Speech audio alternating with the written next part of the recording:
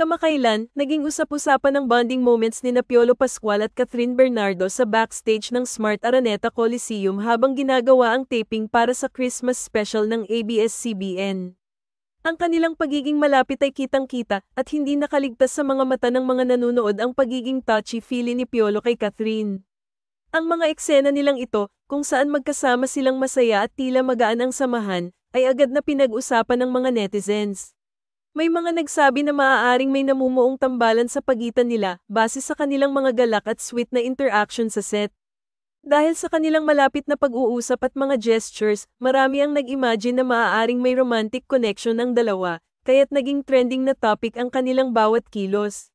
Sa kabilang banda, mayroon ding mga nagsalita na nagdepensa sa kanilang samahan na hindi dapat gawing issue ang mga simpleng gestures ng PDA o public display of affection.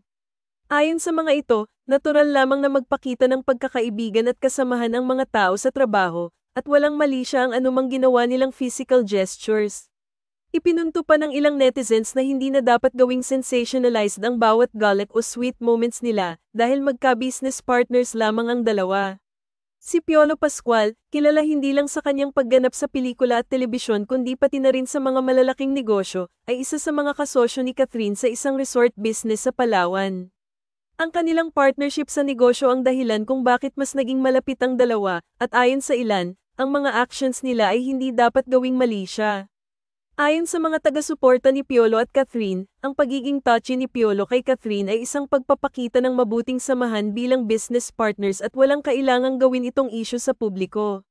Nagbigay naman ng ilang komento ang mga netizens na tila hindi naman nakakita ng mali sa mga kilos ng dalawa. Ayon sa isang komento, kahit kaninong babae maging touchy si Papa P, wala namang mali siya. Ipinakita ng ilan na sa kanilang pananaw, si Piolo ay isang gentleman at hindi nakikialam sa anumang relasyon na wala namang basehan o katibayan. Ang ganitong mga pangyayari ay madalas mangyari sa mundo ng showbiz, kung saan ang mga simpleng gestures ng mga artista ay kadalasang inaabangan at pinapalakas ng mga tsismis. Ngunit sa kasong ito, marami sa mga tagahanga ni Piolo at Catherine ang naniniwala na hindi nila kailangang gawing sensational ang isang hindi mali siya o walang relasyon. Minsan, ang mga ganitong pagkakataon ay nagiging pagkakataon din para magpakita ng respeto at pagmamahal sa isa't isa bilang kaibigan at kasamahan sa trabaho. Gayunpaman, sa kabila ng lahat ng reaksyon, ang mga galak at kasiyahan ni Piolo at Catherine ay patuloy na nagbibigay aliw sa kanilang mga tagahanga. Hindi na bago sa mga kilalang personalidad ang maging subject ng mga tsismis at haka-haka, ngunit patuloy nilang pinapakita na ang tunay na relasyon nila ay hindi nakabatay sa mga spekulasyon kundi sa respeto at pagkakaibigan. Ano ang sa inyo sa balitang ito?